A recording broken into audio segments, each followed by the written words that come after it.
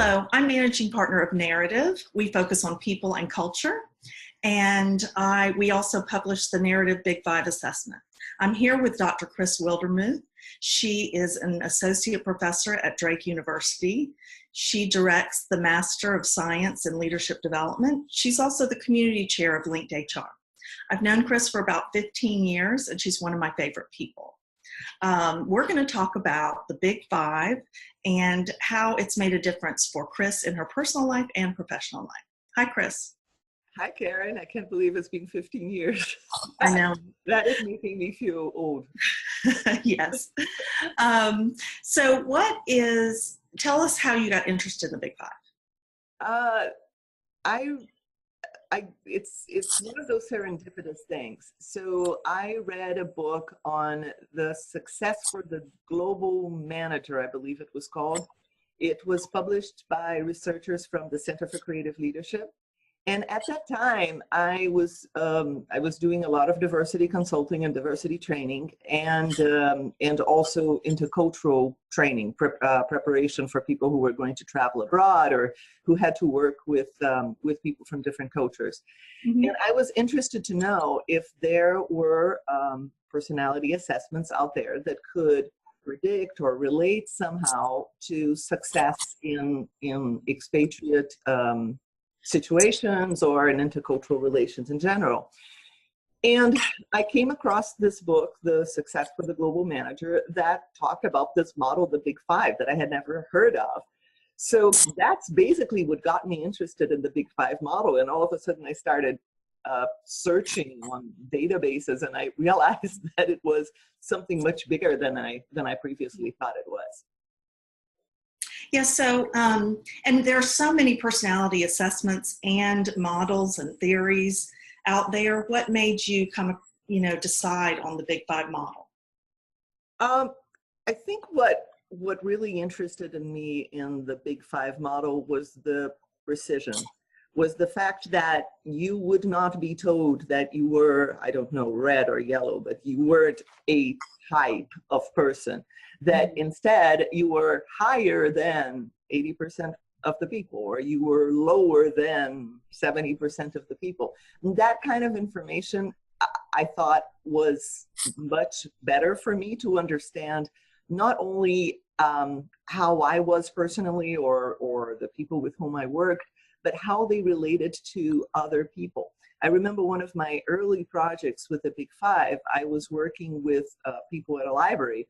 Well, the highest extroversion level that we had in that library, I think the highest person was a 50%, in the 50th percentile of extroversion.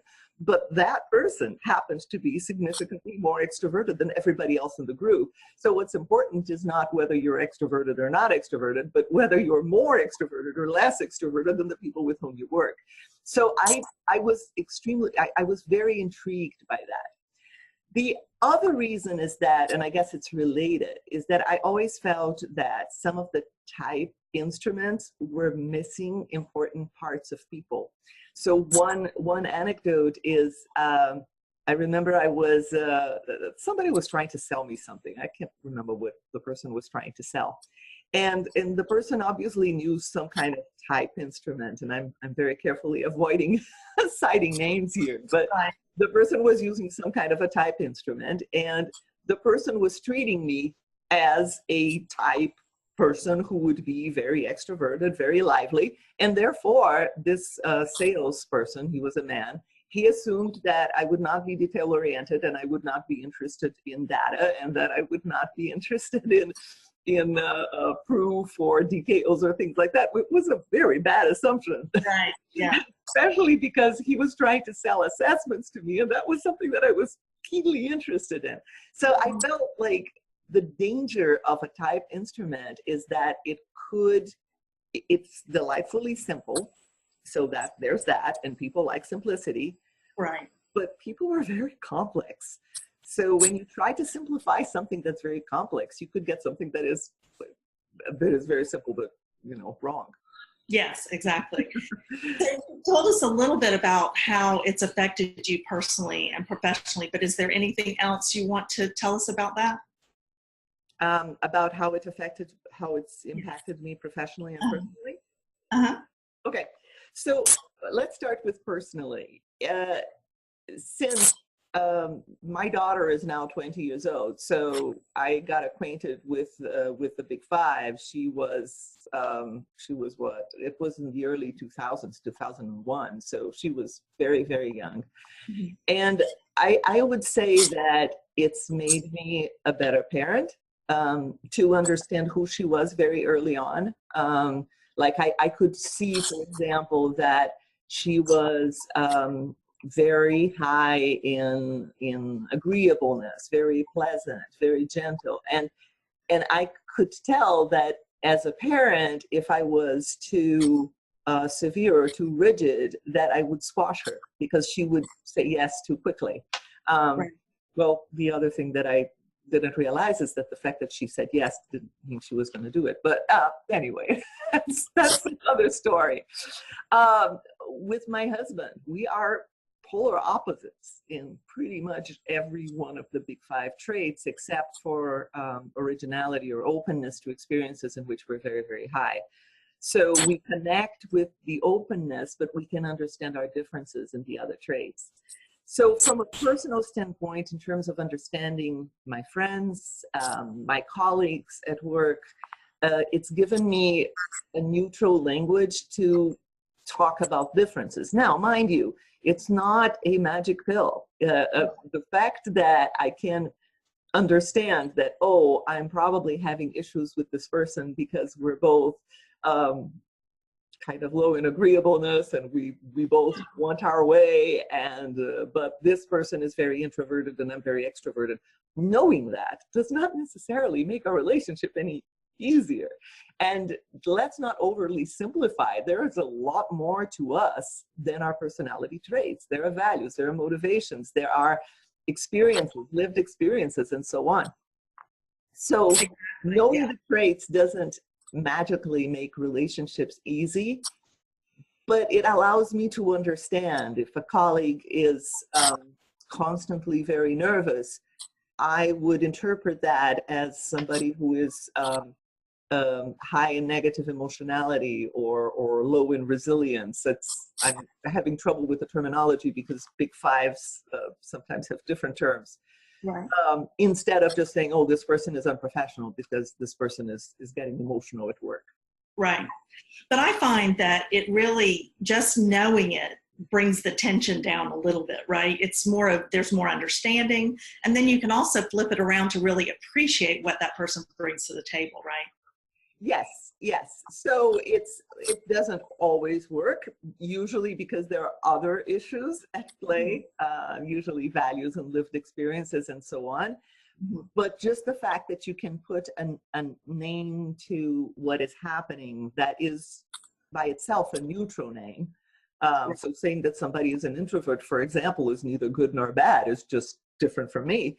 That can at least give you pause and allow you to think and allow you to come up with strategies. And like you said, to think of the beauty of the both sides. And that takes me to my consulting side. It's not only that I was introduced to the Big Five, it's working so much with the Big Five, with my students, with my clients. I have facilitated countless sessions helping people understand the beauty of each side of the aisle, the beauty of the middle of the aisle. What is it that we all bring to the table? And that has become pretty ingrained in me. Right, right. Okay, so that's the last thing I wanted to ask you was about your program as a professor. Tell me about how you use it in that.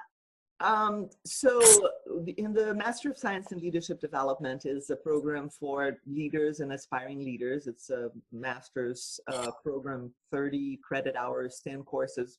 Basically, what I usually say is that it's really the people side of business. If you want to be the kind of person who will inspire others, who will understand others, and understand others, we start by personality. So it's a competency-based program, and one of our competencies is developing self.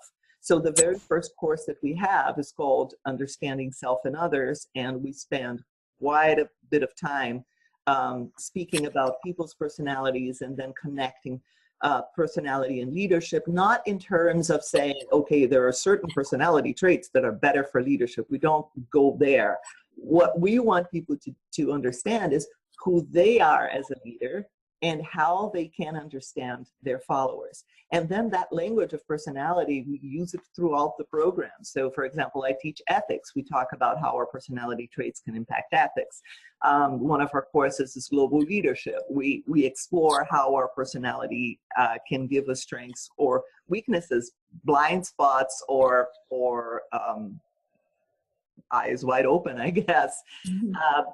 Regardless of what your traits are, they can help you or hinder you in different situations. So we pretty much keep bringing it back. And just recently, I was talking to my students who are finishing the program, who are working on their capstone. So what is it that you learned in the program that really stuck to you? And of course, they talked about various things. The leading change course was really impactful on them, the whole discussion on innovation, but they did talk about personality and how they think about personality more and how they think about who people are and who they are better now than they did when they started the program. Great. That sounds like a wonderful program. I wish I had had it when I started out, or, when I first got started. So thank you so much for sharing with us about the Big Five, and we'll talk to you later. All right. Thank you, Caryn.